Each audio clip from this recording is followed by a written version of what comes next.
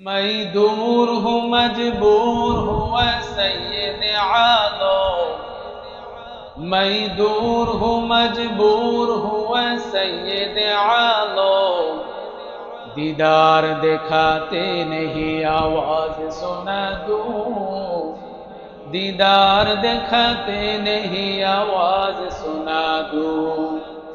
मैं सूरज को यूसुफ को चाहने वाला, मैं सूरज के यूसुफ को चाहने वाला, मैं क्या इसके मानंद नहीं आशिक लैला, मैं क्या इसके मानंद नहीं आशिक लैला।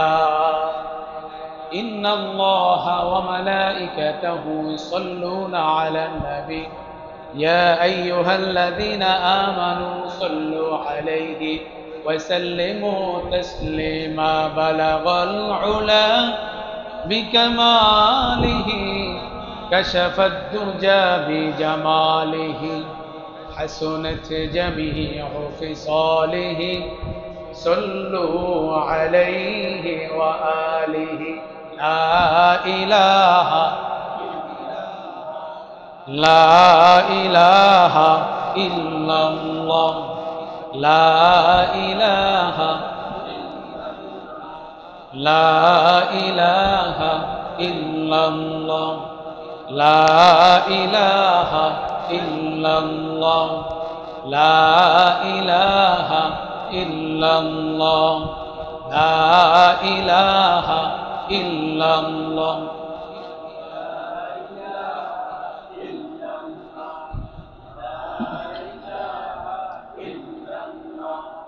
ला इलाहा इल्लल्लाह, ला इलाहा इल्लल्लाह, ला इलाहा इल्लल्लाह, ला इलाहा इल्लल्लाह, ला इलाहा इल्लल्लाह, ला इलाहा इल्लल्लाह।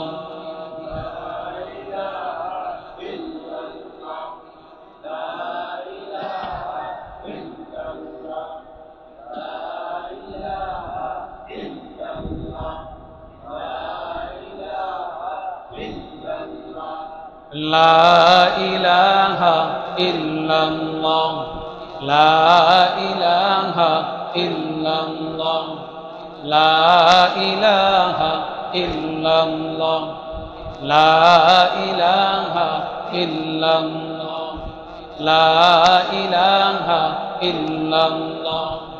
ओ मदीनार बुलबुली কেমনে তোমায় রই বলি, ও মদিনার বুলবুলি কেমনে তোমায় রই বলি। দিন কাটে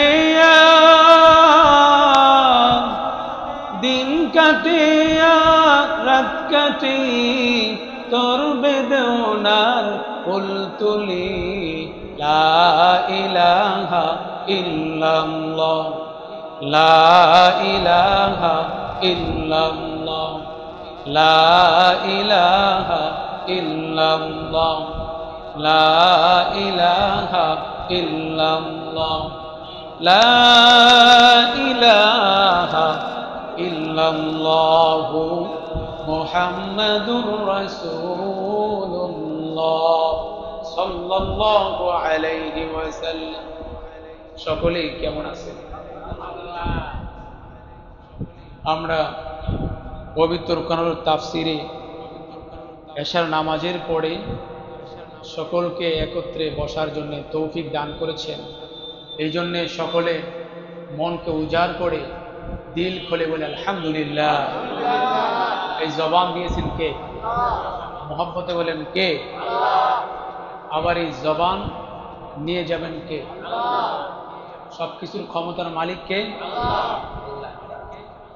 দুনিয়াতে মানুষ যা কিছুই করে সব আল্লাহ তাআলার হুকুমেই করে। এই জন্যে শুকরিয়া আদায় করব কার? সবসময় আল্লাহর শুকরিয়া আদায় করব। তা আমি আপনাদের সম্মুখে কোরআনুল কারীমের 12 নম্বর পারা সূরা ইউসুফের 24 নম্বর আয়াত থেকে তেলাওয়াত শুরু করে একদম 26 নম্বর আয়াত পর্যন্ত তেলাওয়াত করেছি। এই আয়াতে কারিমার মধ্যে আল্লাহর নবী হযরতে ইউসুফ আলাইহিস সালাম জুলাইখার সাথে কি ঘটনা ঘটেছে, জুলাইখা ইউসুফ আলাইহিস সালামের সাথে কি আচরণ করেছে, সেই ব্যাপারে আলোচনা করেছে।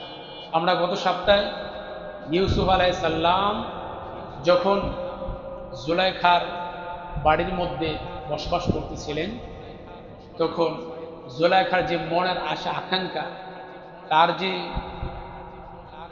মনের যে কুবৃত্তি, খারাপ কাজের যে নিয়ম, এটা সে বাস্তবায়ন করার জন্যে সে ইউসুফ আলাইহিস সালামকে তার যে রুম ছিল 7টি, এই 7টি রুমের ভিতরে ইউসুফ আলাইহিস সালামকে নিয়ে গেলেন এবং তার সাথে জুলাইখার যে বান্ধবী বা তার যে কাজের বুয়া ছিল তাকেও সাথে নিয়ে গিয়েছিল এবং তাকে বলেছিল যে তুমি যখন আমাদের সাথে ঢুকবা, ঢুকার পরে একদম 7ম নাম্বার যে 7 নাম্বার রুম রয়েছে, এই রুমে যখন আমরা প্রবেশ করব তখন তুমি বাইরে বের হয়ে ওই 7ম নাম্বার রুমটাকে বাইরে তালা লাগাই দেবে। নাউজুবিল্লাহ পড়ে। একে একে করে তুমি সবগুলা দরজার মধ্যে তালা লাগাই বের হয়ে চলে যাবে। এখান থেকে আমরা কিছু আলোচনা করেছিলাম। তো হযরত ইউসুফ আলাইহিস সালাম 3টা কারণ উনি ওই সময় চিন্তা করেছিলেন। 1 নাম্বার কারণ হচ্ছে, প্রথমত উনি যখনই 7ম নাম্বার রুমের মধ্যে তাকে আটকানো হলো, বাইরে দিয়ে তালা লাগানো হলো, তখন উনি ভাবলেন যে এই সময় আমার বের হওয়ার কোনো রাস্তা নেই। বাচারের মালিক হচ্ছেন একমাত্র আল্লাহ। কে? মহব্বতে বলেন কে? কারণ উনি জানতেন যে আমি বাল্যকালে ছোট সময় যখন আমার বাইরে আমাকে কূপের মধ্যে ফেলে দিয়েছিল, তখন কেউ ছিল না, একমাত্র আমার আল্লাহ ওই মহা বিপদ থেকে বাঁচিয়ে দিয়েছে। আর একটু জোরে বলেন, বাঁচানোর মালিক কে? আল্লাহ। সেই ভরসায় উনি জানতেন যে আল্লাহ আমাকে ওই মহা বিপদ থেকে যে কূপের মধ্যে ফেলেছিল, কেউ নেই, অন্ধকার, গহীন অন্ধকার, পোকামাকড়, ময়লা আবর্জনা, ওটার মধ্যে আমার আল্লাহ যিনি বাঁচাইতে পারেন, এই ঘরের মধ্যেও আল্লাহ তাআলা আমাকে হেফাজত করতে পারেন। সুবহানাল্লাহ। উনি আল্লাহর উপর ভরসা করলেন এবং আল্লাহ তাআলার কাছে উনি আশ্রয় চাইলেন। একটা কারণ হচ্ছে, উনি চিন্তা করলেন যে এখানে তো ঘর তালা মারা, তাহলে আমি বের হব কিভাবে? বের হওয়ার কোনো রাস্তা নেই। 2 নাম্বার কারণ হচ্ছে, ওনার যেহেতু বাড়ির যে মালিক, মনি, বাড়িওয়ালা যদি বাড়ির কাজের লোক বা বাড়ির লোককে যদি কিছু বলে সেটাকে মানতে হয়। অতএব মিশরের খাদ্যমন্ত্রী আজিজে মিসরের স্ত্রী, আমি তার বাড়িতে থাকি, আমার মালাইকা, তার কথা তো আমাকে মানতেই হবে। উনি 2 নাম্বার চিন্তা করলেন। 3 নাম্বার, ওনার মনের মধ্যে যে ধারণা যে আমি একজন যুবক মানুষ, আমি কিভাবে এই যে ষড়যন্ত্র, জুলাইখা যে তার মনের যে কুবৃত্তি, মনের যে খারাপ যে চাহিদা পূরণ করবে, তো আমি একজন যুবক, আমি এখন বাঁচার মতো কোনো রাস্তা দেখি না, আমারও তো একটু মনের চাহিদা। কিন্তু আল্লাহ তাআলার নবী জন্যে, নবী আল্লাহ তাআলার সবচেয়ে প্রিয় বান্দা যারা, তাদেরকে আল্লাহ তাআলা নবী বানান। সুবহানাল্লাহ পড়ে। যেহেতু নবী, তাহলে আমার দ্বারা দিয়ে কাজ করবে না, কারণ প্রত্যেকটা নবীকে আল্লাহ তাআলা একটা আলাদাভাবে যোগ্যতা দিয়ে থাকেন। যে যোগ্যতা হলো ওনারা কখনো গুনাহ করেন না। সুবহানাল্লাহ পড়েন। তো গুনাহ করেন না কেন? এটার ব্যাখ্যা মুফাসসিরে কেরাম বলেছেন যে আল্লাহ তাআলা যে বান্দাকে মনোনীত করে নবী বানান, ওই বান্দাকে গুনাহ থেকেও বাঁচার ব্যবস্থা করেন। সুবহানাল্লাহ। কারণ যে নবীকে আল্লাহ তাআলা নবুত্ব দিয়েছেন, নবী বানিয়েছেন, ওই নবী দ্বারা কোনো গুনাহ করাইতে পারেন না। এই জন্যে তিনটা কারণ। এক নাম্বার হচ্ছে দরজা তালা মারা, দরজা আটকানো। দুই নাম্বার হচ্ছে উনি ছিলেন তার মালাইকা, তার বাড়ির যে বসবাসকারী জুলাইখা, এই জুলাইখা তার মালাইকা, তো তার কথা মানতে হয়, না মানলে অমান্য করলে সমস্যা। তিন নাম্বার কারণ উনি যুবক ছিলেন, তো উনি মাআযাল্লাহ ওই মহা বিপদ থেকে আল্লাহ তাআলার কাছে আশ্রয় চাইলেন। সুবহানাল্লাহ বলে। আল্লাহ তাআলার কাছে আশ্রয় চাওয়ার পরে আল্লাহর নবী ইউসুফকে আল্লাহ তাআলা বাঁচাতে পারেন কি পারেন না? কারণ যে ব্যক্তি গুনাহের কাছ থেকে বাঁচতে চায়, এখন সেই ব্যক্তি যদি আল্লাহর উপর ভরসা করে, তাহলে আল্লাহ তাআলা ওই গুনাহ থেকে বাঁচায় দেন। দারুল দেওবন্দ, আমাদের যে কওমি মাদ্রাসাটা দাঁড়া রয়েছে, এ দারুল দেওবন্দের একজন ছাত্র, সে প্রতিদিন সকালবেলা ক্লাসের টাইমে সে মাদ্রাসায় ক্লাসে যায়। তার পথিমধ্যে বাড়ির পাশে অর্থাৎ মাদ্রাসার পাশে এক সুন্দরী নারী সে বসবাস করে। বসবাস করত অবস্থায় ওই নারী একদিন দেখে যে যুবক মাদ্রাসায় যায়, তার দেখতে অনেক সুন্দর চেহারা, তার সমস্ত বডি ফিগার ভালো, তো আমি তাকে দেখে একটা প্রস্তাব দেই, প্রস্তাবে সে মানে কিনা, এরপরে বাকিটা আমি আমার কাজ করি। এখন তার মনের মধ্যে একটা চাহিদা যে আমি তাকে কিভাবে আমার বাসায় নিয়ে আসবো। দেখেন, আমরা ইমামতি করি, ইমাম সাহেবকে যে কোনো সাধারণ মুসল্লি, বড় লোক ছোট লোক সবাই দাওয়াত দেয় কি দেয় না? তো সবার বাড়িতেই যেতে হয়, কারণ যেহেতু ইমাম ইমাম দাওয়াত দিলে যেতেই হয়, না গেলেও মন খারাপ করে। এরকম আছে কি আছে না? হ্যাঁ, আমরা সে মহা বিপদে।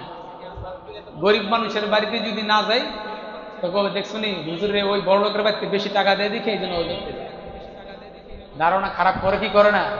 কিন্তু আসলে এখানে কাজ হচ্ছে দুইটা। একজন ইমামকে দাওয়াত দিতে হলে কয়েকদিন আগে বলতে হয়, নগদ কিন্তু যাওয়া যায় না। তো একজন বড় লোক উনি কিছুদিন সপ্তাহখানিক আগে দাওয়াত দিয়েছেন, আরেকজন গড়ি সে আজকে সকালে এসে বলতেছে যে হুজুর দুপুরের পরে আমার বাড়িতে একটু দাওয়াত খেতে হবে। আচ্ছা বলেন তো, যে লোকে এক সপ্তাহ আগে দাওয়াত দিছে ওই লোকের বাড়িতে যাওয়া উচিত না সে সকালে যে দাওয়াত দেয় তার বাড়ি যাওয়া উচিত?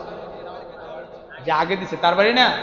এখন আমি যদি ওই বড় লোক যিনি এক সপ্তাহ আগে দাওয়াত দিয়েছেন তার বাড়িতে আমি যদি যাই, আর যদি গরিব বাড়িতে না যাই, তো গরিব মিয়াই যদি মনে মনে ধারণা করে যে দেখছো ইমাম সাহেব বড় লোকের বাড়িতে গেছে, আমি গরিব দিকে আমার বাড়িতে আসি না, এটা কি ধারণা কি ভালো হলো না খারাপ হলো?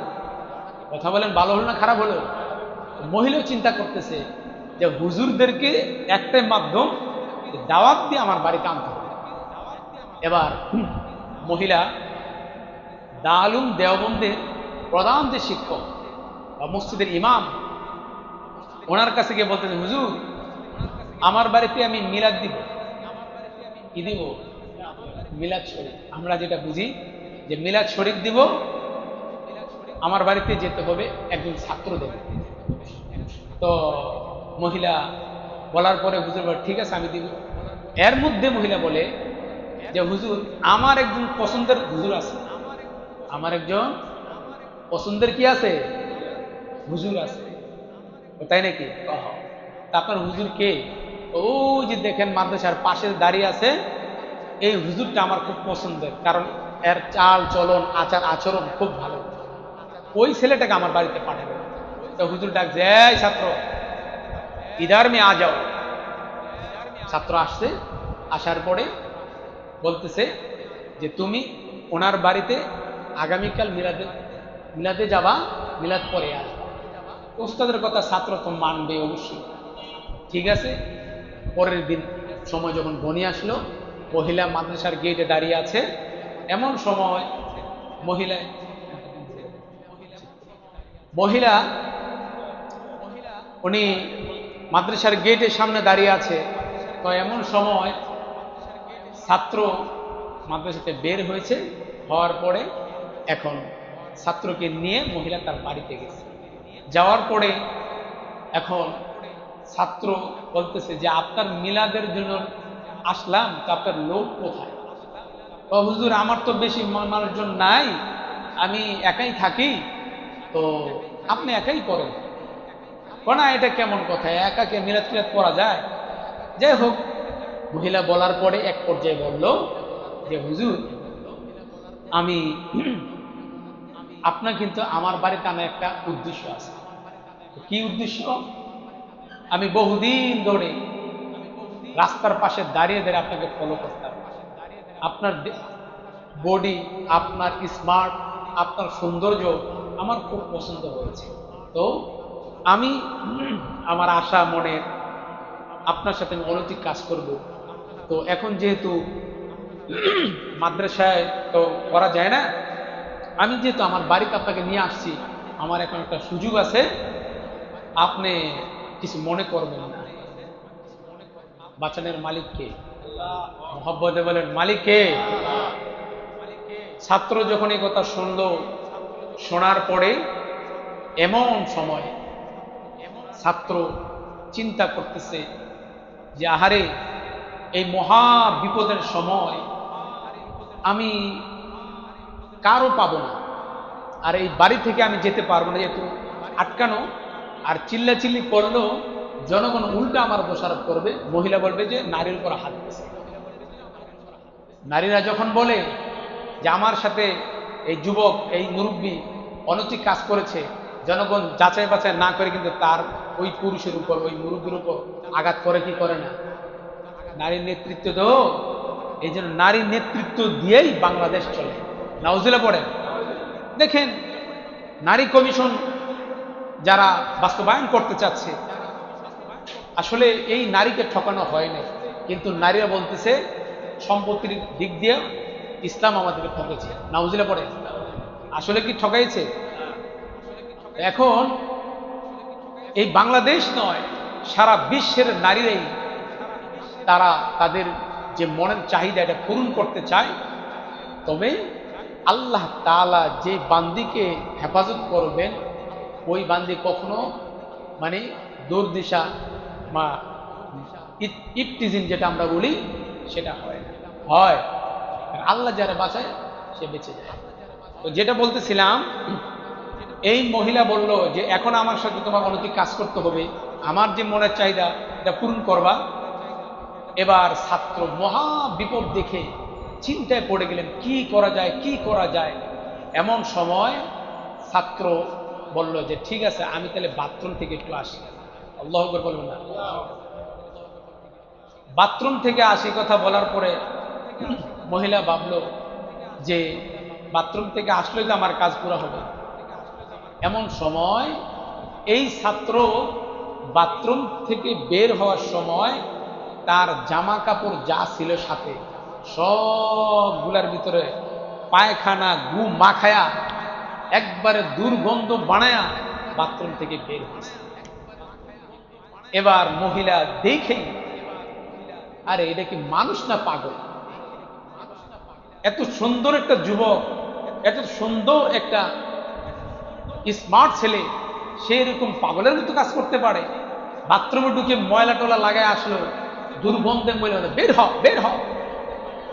এবার ছাত্র চিন্তা করতেছে ক্লাসের টাইম হয়ে গেছে, মাদ্রাসায় যেতে হবে, আমি যদি এই ময়লাযুক্ত কাপড় নিয়ে যদি ক্লাসে ঢুকি, ছাত্র আমাকে তিরস্কার করবে, ছাত্র আমাকে বকাবাদ্য করবে, ওস্তাদও বলবে যে কার থেকে দুর্গন্ধ আসতেছে। চিন্তা করে ছাত্র হাঁটতে হাঁটতে রাস্তার এক পাশে ছিল পুষ্কুনি, ওই পুষ্কুনিতে জামাটা খুলে এরকম ধুয়ে এরপরে আবার পরিধান করে মাদ্রাসায় রওনা দিয়েছে। আচ্ছা বলেন তো, বাথরুমের যদি পায়খানা যদি জামা কাপড় লাগে, সাবান ছাড়া ধুলে কি দুর্গন্ধ যায়? বুঝেন না আপনারা? দুর্গন্ধ যায়? তো দুর্গন্ধ তো আর যায় না। ছাত্র এরকম ভাবে হাঁটতে হাঁটতে সে ঠিক মাদ্রাসার গেইটে যখন ঢুকলো, ক্লাসের রুমে যখন ঢুকলো, এমন সময় ছাত্র ক্লাসে বসার পরেই শিক্ষক ছাত্ররা দেখতেছে যে এমন সুগ্রাম যেই গ্রানটা আজকে ক্লাসের মধ্যে অন্যরকম আছে। আর একটু জোরে বলেন। যখন গ্রান ছড়ায় গেছে, ছড়ানোর পরে শিক্ষক বলতেছে, আব্দুল করিম, আজকে তুমি ক্লাসে আসছো, একটু লেটও হয়েছে, কিন্তু তুমি ঢুকেছো, কিন্তু আজকে দেখে তোমার শরীর থেকে এত সুন্দর গ্রান আসতেছে কিভাবে? সুবহানাল্লাহ বলেন। ছাত্র হেসে দিয়ে বলে, হুজুর আসলে আপনি আমার সাথে কি মস্কারা করতে, চিৎকারি করতেছেন? দুর্গন্ধ আসে কিনা সেটা বলেন। এবার শিক্ষক বলল, ও আব্দুল করিম, তুমি ক্লাসে ঢুকার পর তোমার শরীর থেকে মেশক আম্বর একটা গ্রানের কথা কোরআন হাদিসের মধ্যে পড়েছি। নবীজি বলেছেন, মেশক আম্বরের গ্রান এত সুন্দর, ওই গ্রানটাই আমাদের নাকের মধ্যে লাগতেছে। এরে আব্দুল করিম, কোথায় থেকে তুমি এই গ্রান লাগিয়েছো বলো?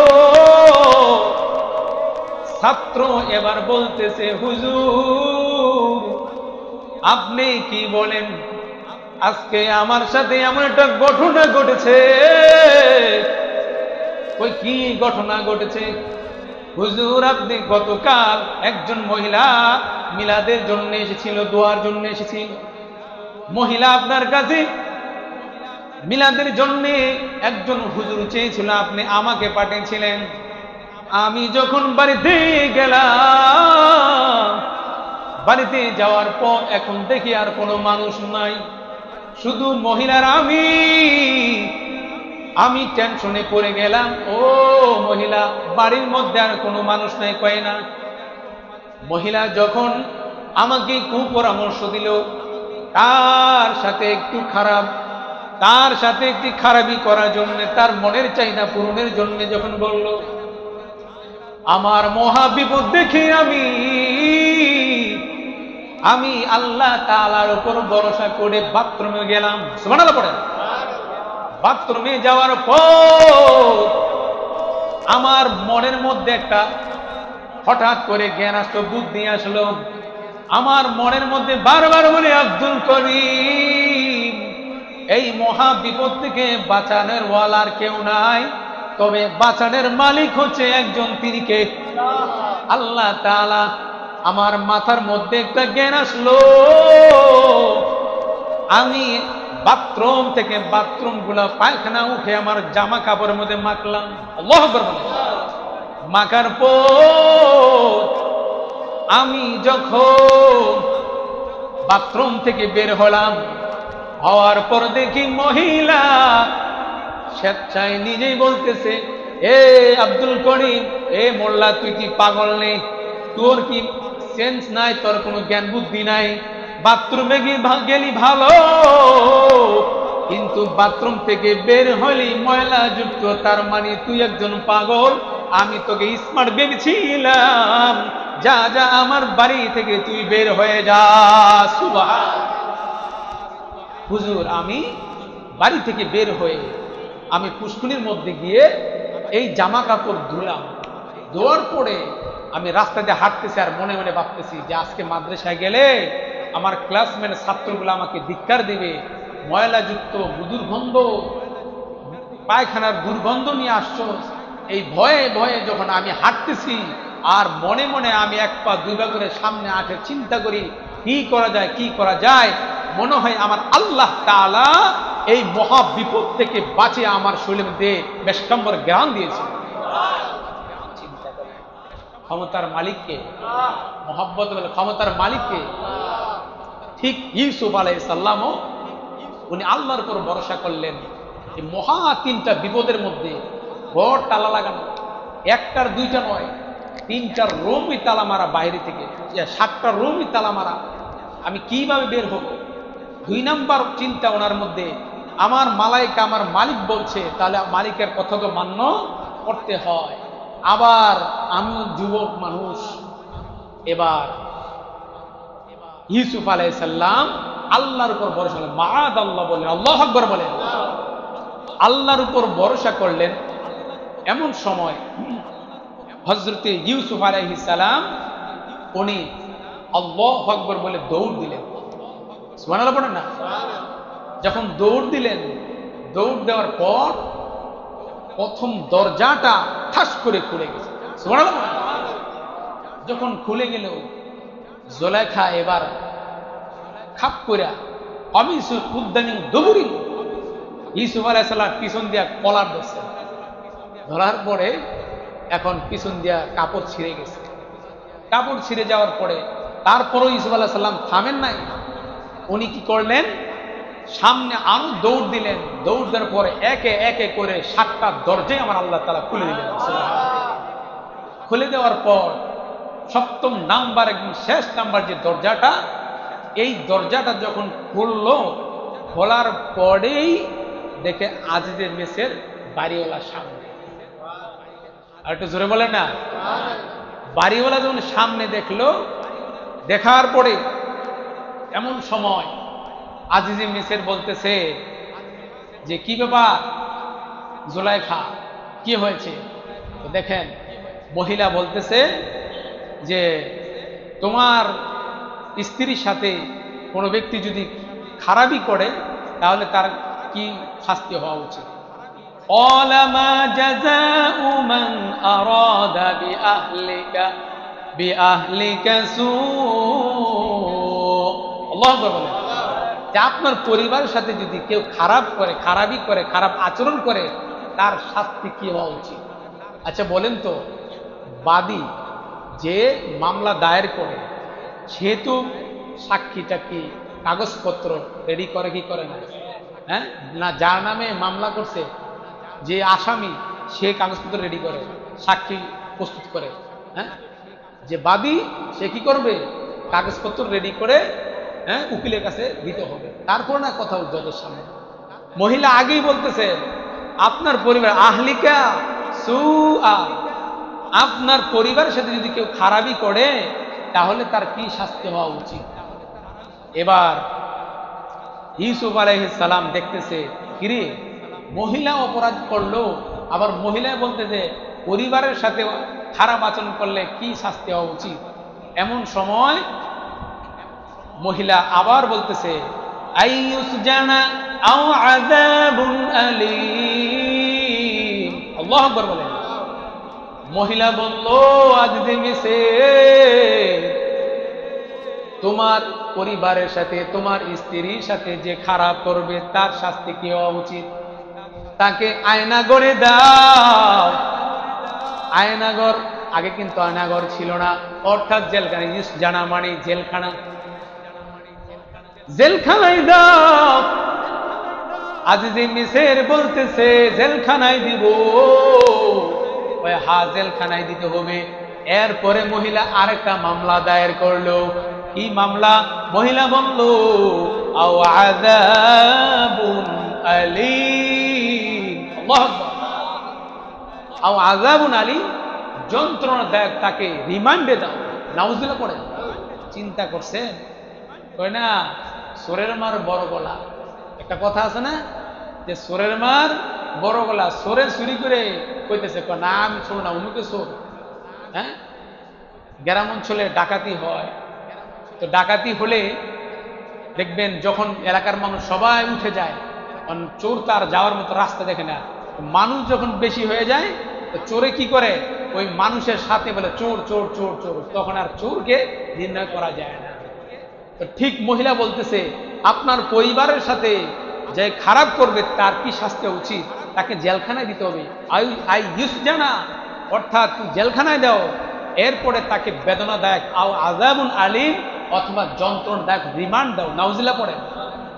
এই কথা বলার পরে আজিজে মিসর চিন্তা করতেছে কিরে আমার স্ত্রী যেহেতু বলতেছে তাহলে আমার তো পরিবারের কথা মানতে হবে। পৃথিবীর সব পুরুষরা এক জায়গায় দুর্বল, সেটি হলো বউর কাছে। কথা বলেন ঠিক না? বউ যা বলে তাই বল। বউ যদি তোর মা বাবারে খাবার দিতে পারবি না, ঠিক আছে তোমার কথাই রাখ। নাউজুবিল্লাহ পড়ে। এরকম মগা মার্কা পোলা দুনিয়াতে আছে কি আসে না? এরকম যুবক আছে না? বউর কথা হই নাই, মা বাবারে খাবার বন্ধ করে। হ্যাঁ, চিন্তা করছেন? কত বড় জালেম হলে সন্তান বউর কথা শুনে বাবা মাকে বাদ দিতে পারে। অথচ এই মা 10 মাস 10 দিন গর্ভে রেখে এই সন্তানকে যে কষ্টটা করেছেন, দেখবেন আপনি আমার স্ত্রী যখন 7 মাস 8 মাস বাচ্চার বয়স হয়ে যায় গর্ভে, তখন দেখবেন পেটে একটা কোচা জায়গা হয় বা একটু বার হয়, ওনাদের কষ্ট হয়। হযরত ওমর রাদিয়াল্লাহু তাআলা আনহু দরবারে একজন যুবক তার মার নামে বিচার নিয়ে আসছে।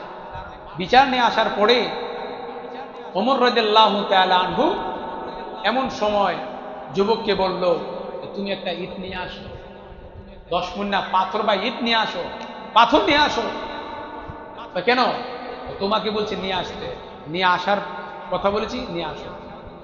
নিয়ে আসছে, আসার পরে এবার বলতেছে যে তোমার এই পেটের মধ্যে 10 মুন্না পাথরটা বেঁধে রাখো।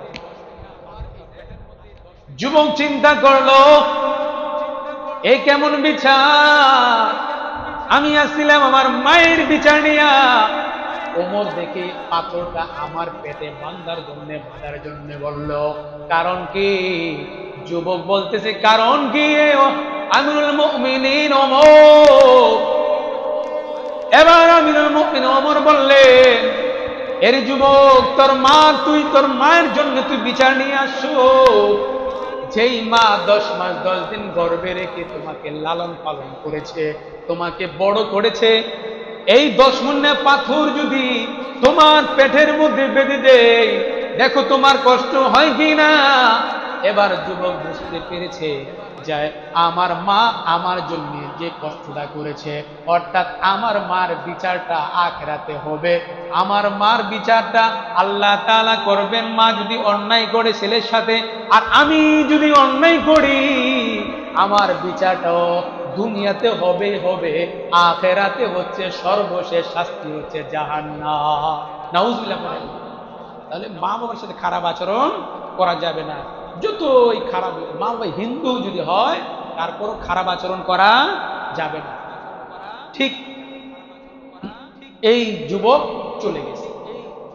এবার হযরতে ওমর রাদিয়াল্লাহু তাআলা আনহু যুবককে যখন এই সুন্দর পরামর্শ দিল, চলে গেল। হযরতে ইউসুফ আলাইহিস সালাম, যেটা বলতেছিলাম, লম্বা করা যাবে না, ইউসুফ আলাইহিস সালামকে আজিজে মেসের বলতেছে যে, ইউসুফ তুমিও ভালো, আমার স্ত্রীও ভালো, তো তোমার কোনো সাক্ষী আছে? আচ্ছা বলেন তো, ঘরের মধ্যে হচ্ছে 2 জন, মহিলা জুলাইখা আর হলো ইউসুফ, আচ্ছা সাক্ষী কি আর কেউ আছে? তো বলল যে আমার সাক্ষী আমি কোথায় থেকে আনবো? এমন সময় পার্শ্ব রুম থেকে জুলাইখার খালাতো বোনের এক বাচ্চা ছিল, ওই বাচ্চা ওয়া ওয়া বলতেছে। আল্লাহু আকবার বলেন। এখান থেকে কিন্তু ঘটনা গত সপ্তাহে শেষ করেছে। ওয়া ওয়া যখন বলতেছে, বলার পরে ইউসুফ আলাইহিস সালাম হঠাৎ করে বললেন যে ওই যে বাচ্চা, ওই বাচ্চা হচ্ছে আমার সাক্ষী। সুবহানাল্লাহ পড়ে। আচ্ছা বলেন তো, আমি যদি বিচারক হতাম তো বলতাম, মাতা কি তোর খারাপ হয়েছে না মোল্লা? এই পাগল হয়ে গেছ নি? এই শিশু বাচ্চাকে কথা বলতে পারবে? আর সে তোমার কি সাক্ষী দিবে? এবার আজিজে মেসের খাদ্যমন্ত্রী, সে জানতো যে এই যুবক কখনো মিথ্যা কথা বলে না। সুবহানাল্লাহ পড়ে। আর এই যুবক যা করে সে ভালোর জন্যই করে, এই যুবক থেকে আমরা কোনোদিন খারাপই পাই নাই। এখন এই যুবক যেহেতু বলেছে যে ওই বাচ্চা তার সাক্ষী, নিশ্চয় কোনো রহস্য রয়েছে। সুবহানাল্লাহ পড়ে। মন্ত্রী বলতেছে, যেহেতু ইউসুফ বলেছে বাচ্চা সাক্ষী হবে, তার মানে এর মধ্যে কোনো ডাল মে কুছ কালা হে, কিছু রহস্য আছে। আরেকটা মত রয়েছে, মুফাসসিরিন কেরাম বলেন যে ওই তৎকালে জাদুবিদ্যা ছিল, জাদু বিশ্বাস করত, যে জাদুটোনা দিয়ে বানটোনা করে মানুষকে পরিবর্তন করতে পারত বা কথা বলাইতে পারত ইত্যাদি করত, এটাও ছিল। কিন্তু আজিজে মেসের সে যখন প্রশ্ন করলো তোমার সাক্ষীকে, বাচ্চার কথা বললো, আজিজে মেসের এবার বলতেছে, যেহেতু তোমার বাচ্চার সাক্ষী বলতেছে, বাচ্চাকে নিয়ে আসো। সুবহানাল্লাহ পড়ে। বাচ্চাকে নিয়ে আসো। বাচ্চাকে নিয়ে আসা হলো। এবার আল্লাহ তাআলার কুদরতে ওই বাচ্চার জবানটা খুলে গেল। আর একটু জোরে বলেন। বাচ্চা এবার বলতেছে, قال هي راودتني عن نفسي وشهد شاهد من أهلها إن كان قميصه قد من قبل فصدقت وهو كاذب الله أكبر। এই 26 নম্বর আয়াতের মধ্যে আল্লাহ তাআলা বলেন, প্রথম যখন জুলাইখায় বলা যে তুমি যে বলতেছো যে এই ইউসুফ খারাপ, ইউসুফ তোমার আহলে তোমার পরিবার স্ত্রীর সাথে খারাপ আচরণ করেছে, খারাপই করতে চেয়েছে, তাকে শাস্তি দাও জেলখানায়, আর না হয় তাকে বেদনাদায়ক রিমান্ডে দাও, বেদনাদায়ক শাস্তি দাও, যে শাস্তি আর পৃথিবীতে কেউ না পায়। শিক্ষা হয়ে যাক যে রাষ্ট্রপ্রধানের সাথে রাষ্ট্র পরিবারের সাথে আচরণ খারাপ করলে কি পরিমাণ শাস্তি হতে পারে, এটা দৃষ্টান্তমূলক শাস্তি দাও। নাউজুবিল্লাহ পড়ে। তো সাক্ষী হিসাবে এবার বাচ্চা বলতেছে কবুল। কবুল, কবুল অর্থ হলো যে বাচ্চা বলতেছে যে আমার বক্তব্য হচ্ছে, যদি ইউসুফের সামনের দিক থেকে কাপড় ছিঁড়া থাকে তাহলে বুঝতে হবে জুলাইখা নিরপরাধী, ইউসুফ অপরাধী। আর যদি পিছন থেকে যদি জামা ছিঁড়া থাকে তাহলে ভাবতে হবে ইউসুফ নির্দোষ, মহিলা জুলাইখা কি দোষী। কারণ নবীরা কোনো গুনাহ করতে পারে না, নবীরা ছিলেন মাসুম। নবীরা কি মাসুম। আর নবীরাও গুনাহ থেকে বাঁচতে পারবেন না, তবে বাঁচানোর মালিককে আল্লাহ তাআলা বাঁচিয়েছেন বিদায়ী নবীরা বেঁচেছেন। আমাদের সমাজে কিছু মানুষ এরকম আছে যে বলে যে বনী ইসরাইলের নবী মূসা নবী আল্লাহ তাআলা যে নবুয়ত পেয়েছে, এই নবুয়তের দায়িত্ব সে ঠিক মতো পালন করতে পারে নাই, এই কথা যদি বলে তার কি ঈমান থাকবে? কথা বলে ঈমান থাকবে? ঈমান থাকে না। কোন ব্যক্তি যদি এই কথা বলে যে নবীর দায়িত্ব সে ঠিক মতো পালন করতে পারে নাই, তাহলে সে কি হবে? কাফের হয়ে যাবে। আল্লাহ তাআলা 17 নাম্বার একদম শেষ নাম্বার পৃষ্ঠার 3 নাম্বার লাইনে বলছেন, আল্লাহু ইয়াসতাফি মিনাল মালাইকাতি রুসুলাও ওয়া মিনান নাস ইন্নাল্লাহা সামিউম বাসীর। আর একটু জোরে বলেন। আল্লাহ তাআলা বললেন যে ফেরেশতা এবং মানুষের মধ্যে মনোনীত রসুল বানাই শুধু আমি নিজেই। সুবহানাল্লাহ পড়েন। রসুল বানানোর দায়িত্ব নিয়েছেন কে? আল্লাহ ছাড়া কেউ নবী বানাইতে পারে না। তো মূসা আলাইহিস সালাম হোক, পৃথিবীতে যত নবী আসুক, যারাই বলবে যে নবুয়তের দায়িত্ব ঠিকমতো পালন করতে পারে নাই, তাহলে এটার অর্থ হলো কেমন যেন আল্লাহ তাআলা দোষী। নাউজুবিল্লাহ পড়েন। কারণ আল্লাহ তাআলা তো নবী বানিয়েছেন, তাহলে আল্লাহ তাআলা এখানে দোষী হয়ে যান। তার মানে আহলে সুন্নাত ওয়াল জামাতের কথা হচ্ছে যে ওই ব্যক্তি আর ইমানদার থাকে না, সে কাফের হয়ে যায়। নাউজুবিল্লাহ পড়েন। এবার ইউসুফ আলাইহিস সালামের পক্ষে যখন বাচ্চা বলল যে যদি জামা সামনের দিকে ছিঁড়ে থাকে তাহলে ভাবতে হবে যে ইউসুফ গেছিল মহিলার কাছে, মহিলা দস্তাদস্তি করছে, কালা টালা ধরছে, ধরার পরে সামনে তাকে কাপড় ছিঁড়ে গেছে। দেখেন বাচ্চার মেধা দিয়েছেন কে? আরে মোহাব্বতে বলেন কে? আল্লাহ তাআলা মেধা দিয়েছেন। বাচ্চা দেখেন কি পরিমাণ জ্ঞানী আল্লাহ তাআলা বানিয়েছেন, যে সামনের দিক দিয়ে ছিঁড়া হলে বুঝতে হবে যে এই নবী ইউসুফ সে নিজে গেছিল, তারপরে মহিলা দস্তাদস্তি করতে গিয়ে কাপড় টানাটানি করছে, ছিঁড়ে গেছে। আর যদি পিছন দিকে ছিঁড়া হয় তাহলে ভাবতে হবে মহিলা দোষী, অর্থাৎ ইউসুফ খারাপ থেকে বাঁচার জন্য দৌড় দিয়েছে বা বের হতে চেয়েছিল, পিছন দিকে মহিলা তবু কাপড় চেপে ধরেছে।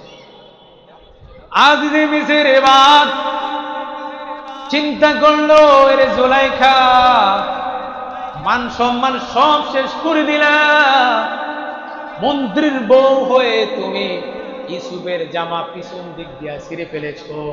অতএব তুমি এমন একটি খারাপ কাজ করেছো, যেই খারাপ কাজটা দুনিয়ার কেউ যাতে না জানে। ইউসুফ আলাইহিস সালামকে এমন সময় ওই খাদ্যমন্ত্রী আজিজে মিসরে বলল, উদ্দামিন দুবুরিন ফাকাযাবাত ওয়া হুয়া মিনাস সাদিকিন। আল্লাহু আকবার। ইউসুফ, তুমি হচ্ছে সত্যবাদী, তুমি যা বলেছো তাই সত্য। কারণ আমার স্ত্রী হচ্ছে খারাপ। আমার স্ত্রী খারাপ হওয়ার কারণে আমার স্ত্রী যে খারাপ কাজটা করেছে এই কথাটা তুমি কারো কাছে বলো না। কারণ যদি বলো তাহলে রাষ্ট্রের মানুষ যখন জানবে শেখ হাসিনাই নিজে ভুল করেছে, তাহলে তাকে কেউ দেশের আর মন্ত্রী রাখবে না। জোরে বলে ঠিক না?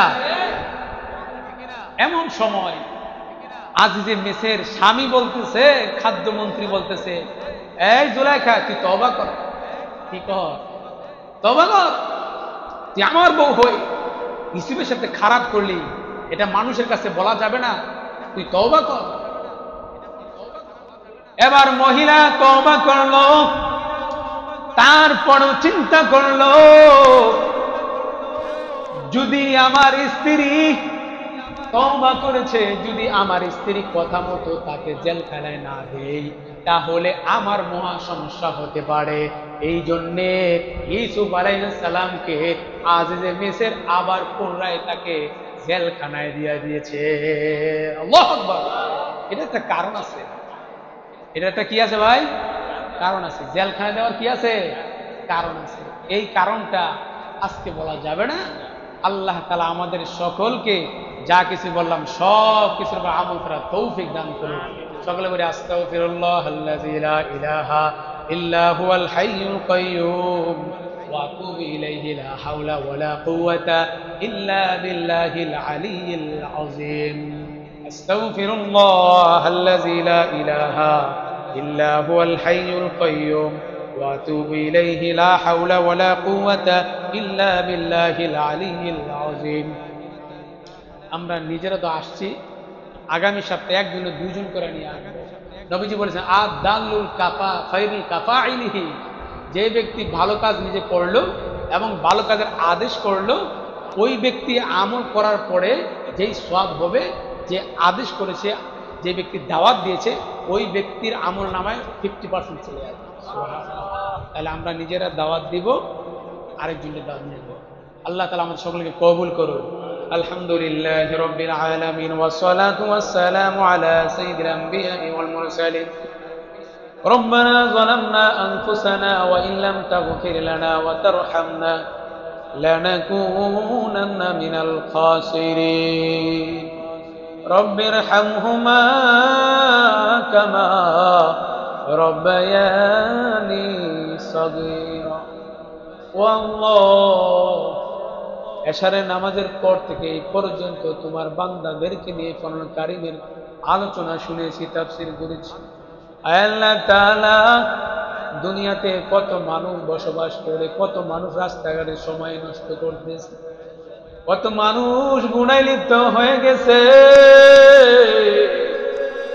কিন্তু আমরা এশার নামাজের পর থেকে এই পর্যন্ত মসজিদে তোমার ঘরে বসে আছি। আল্লাহ তাআলা, তুমি যদি এই সময় আমাদেরকে খালি হাতে ফিরাইয়া দাও, যাওয়ার কোন রাস্তা নাই, আল্লাহ মেহেরবানি করে আমাদের সকলকে তুমি মাফ করে দাও। আল্লাহ তাআলা, কত মানুষ দুনিয়াতে বসবাস করেছিল, আজকে তারা নাই। বিশেষ করে আমাদের বাপ চাচারা, আত্মীয় স্বজনময় মুরব্বী দুনিয়াতে ছিল, আজকে নেই। আয় আল্লাহ, একদিন তো আমরাও চলে যাব, কেউ তো আমাদেরকে রাখতে পারবে না। যখন আমরা দুনিয়া থেকে বিদায় নিয়ে চলে যাব, আমাদের বাচ্চাগুলা পাশে বসে বসে বলবে, আব্বু আমাদেরকে তুমি এতিম করে কোথায় চলে যাও। স্ত্রী বলবে, স্বামী আমার আমাকে তুমি বিধবা বানায় কই চলে যাও। আবার জন্মদাত্রী মা পাশে বসে বলবে, সন্তান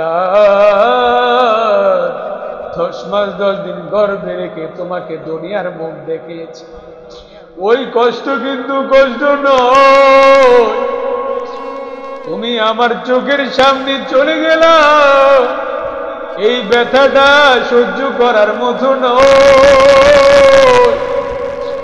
আল্লাহ, কিন্তু কেউ আমাদেরকে দুনিয়ায় রাখতে পারবে না, একমাত্র আমাদেরকে ওই গহীন কবরে 3.5 হাত মাঠের মধ্যে রেখে আসবে। নিষ্ঠুর মতো ওই সন্তান ভাই বেরাদার আত্মীয় স্বজন কবরের পাশে যাবে, আর আমি মনে মনে ভাববো আমি একা না, আমার সাথে আমার ভাই বেরাদার যাবে, আমার ছেলে যাবে। কিন্তু ভাবতে ভাবতে একে একে করে কবর থেকে উঠে যাবে, আর একে একে ছাটিয়ে দিবে, বাঁশ দিবে, ছাটিয়ে দিবে, কাগজ দিবে, পলিথিন দিয়ে ঢেকে দিবে, আর আমার কবরটারে অন্ধকার বাড়াইয়া দিবে। নিষ্ঠুর মতো আমার মাটি দিয়ে সবাই চলে আসবে, আমার দুয়ার কোনো সাথী সঙ্গী থাকবে না, একমাত্র আমার আমল ছাড়া আর কোনো কিছু যাবে না রে আল্লাহ। সেই কঠিন মুসিবতে, সেই মহাবিপদের সময় এই তাফসীরে কোরআনকে উসিলা করে আল্লাহ আমাদের সকলে তুমি ক্ষমার ফয়সালা দিয়া দিও। আল্লাহ তাআলা রব্বি কারীম, আমার আমল নামা যদি খারাপ হয়, ওই কিয়ামতের ময়দানে আমার হাতে আমল নামা ধরে দেও। আমার দুনিয়া খুব নাম ছিল, ভালো মানুষ ছিলাম, আমার হাতে যখন আমল নামা ধরে যাবে, সন্তান দৌড়ে যাবে, ওই যে আমার ভালো আব্বু আজকে তারা আমল নামা করবে, আসো শুনতে যায়। স্ত্রী বলবে দুনিয়ার মধ্যে আমার স্বামীর মতো ভালো স্বামী আর কেউ ছিল না, আমিও যাই আমার স্বামীর আমল নামা শুনে আসি। মা বাবা বলবে দুনিয়াতে আমার সন্তানের মতো এত ভালো সন্তানের কেউ ছিল না, আমার আমল নামা যদি খারাপ হয় আমার কিন্তু উপায় থাকবে না।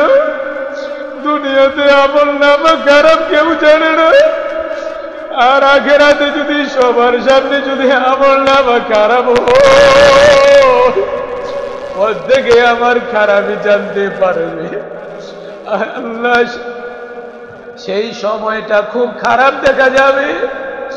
আল্লাহ মেহেরবানি করে আমাদের প্রত্যেকের জিন্দেগির সব গুনাহ তুমি মাফ করে দাও রব্বুল আলামিন। আল্লাহ, এমন ভাই আছেন যার মাও নাই বাবাও নাই, দুনিয়াতে মাও নাই বাবাও নাই, ওই গহীন কবরে কাঁধে বহন করে নিষ্ঠুরে বন্ধু ওই ঠান্ডা মাটির মধ্যে রেখে আসলাম, আজও পর্যন্ত খবর নিতে পারি নাই। আল্লাহ, ও মা ও বাবা তোমরা কেমন আছো? তোমাদের কবরের মধ্যে যদি শাস্তি হয়, ফেরেশতারা যদি মারে সন্তান হয়ে সহ্য করতে পারবো না। আল্লাহ, আমাদের মা বাবার কি হালত আমরা জানি না, মেহেরবানি করে আমাদের মা বাবাকে তুমি মাফ করে দাও। আমাদের প্রত্যেকের মা বাবার জিন্দেগির সব গুনাহগানা মাফ করে দাও। তুমি তো শিক্ষিত রব্বির হামহুমা কামা রব্বায়ানি সগীরা। আমাদের মা বাবা আমাদের ছোটকালে আমাদের উপর দয়া করেছে, এখন তুমি আমাদের মা বাবার সাথে কবরের মধ্যে জান্নাতের বিছানা বিছায়া দাও। আমাদের মা বাবার সাথে ফেরেশতারা ভালো ব্যবহার করবে, এটা আমরা চাই। জান্নাতে থাকতে চাই, এটাও আমরা চাই। আমাদের প্রত্যেকের মা বাবার কবরকে জান্নাতের বাগান বানায়া দাও। ও আল্লাহ, কত ভাই হাত উঠেছি, মা আছে অসুস্থ, মা দেখে তুমি সুস্থ করে দাও। আল্লাহ কত মুরব্বীরা হাত উঠেছে অসুস্থ, ডায়াবেটিসের আক্রান্ত, আল্লাহ ক্যান্সারে আক্রান্ত, আরো বড় বড় রোগে আক্রান্ত, প্রত্যেকে তুমি সুস্থতার ফয়সালা দিয়া দাও। আল্লাহ তাআলা রব্বুল কারীম, আমাদের মা যাদের আছে আল্লাহ তাআলা প্রত্যেকের মা বাবাকে তুমি হায়াতে তৈয়বা নসিব করে দাও। আল্লাহ তাআলা আমাদের সন্তানদেরকে মানুষের মতো মানুষ হওয়ার তৌফিক দিয়ে দাও। যারা মাদ্রাসা পড়ে হক্কানি আলেম রব্বানি হওয়ার তৌফিক দিয়ে দাও। যারা ব্যবসা করে ব্যবসার মধ্যে উন্নতি দিয়ে দাও। আল্লাহ এই মসজিদকে তুমি কবুল আর মঞ্জুর করে নাও। রব্বুল আলামিন এই তাফসীর কিয়ামত পর্যন্ত কবুল আর মঞ্জুর করে নাও। আল্লাহ গুল সাহারা বিবি নেসা বিবি আল্লাহ এই জায়গা দিয়ে চলে গেছেন, আল্লাহ তাদেরকে তুমি জান্নাতের উচ্চ মাকাম দিয়ে দাও। আমাদের প্রত্যেকের দোয়াকে তোমার হাবিবের উসিলায় কবুল আর মঞ্জুর করে নাও। সুবহানা রাব্বিকা রাব্বিল ইজ্জাতি আম্মা ইয়াসিফুন ওয়া সালামুন আলাল মুরসালিন ওয়ালহামদুলিল্লাহি রাব্বিল আলামিন।